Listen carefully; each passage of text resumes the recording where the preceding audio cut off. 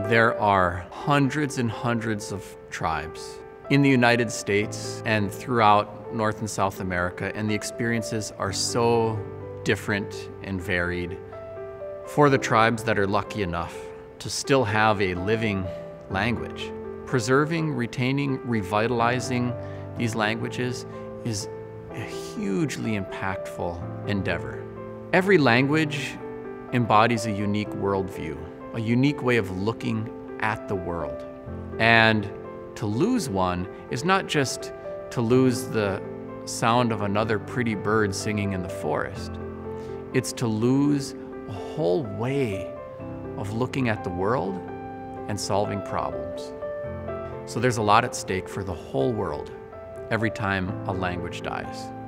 In the Ojibwe language, our word for elder, Gichiaya'a, literally means great being.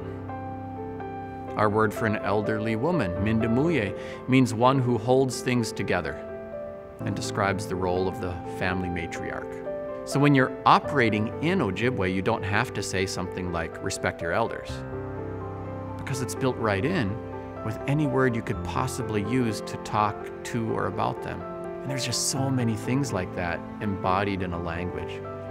So learning an Indigenous language and participating in our ceremonies and culture and things like that, it's very grounding to say, hey, it's okay to be me.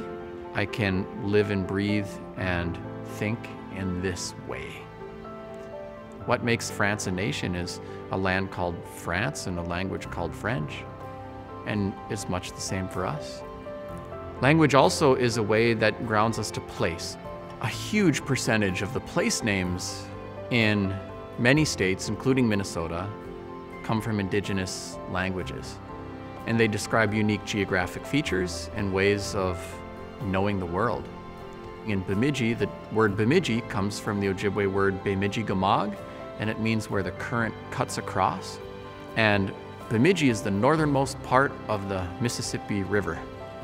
And as a result, there's this long lake, and the current doesn't like flow through the lake or across the lake. It just cuts across one little corner, because that's where the magnetism of the watersheds pulls the water. And so that's all reflected in a name, Bemidji-Gamag.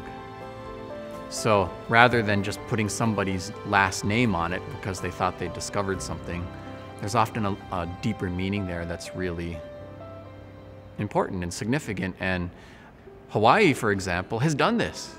You know, they're one of the most successful Indigenous language revitalization efforts anywhere. And at their lowest point went from 1,000 speakers left to 22,000 speakers today. At the same time, they have renamed most of the streets and towns in Hawaii.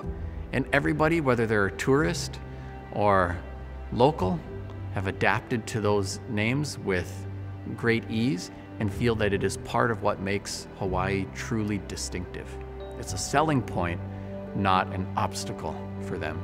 In this area here, we've been engaging in a bilingual signage effort too, and it's had a lot of success. We now have all of the public schools, most of the businesses, the hospital, the regional event center, all display signage in Ojibwe in English. Even the police cars have to protect and serve in Ojibwe on the cop cars driving around town.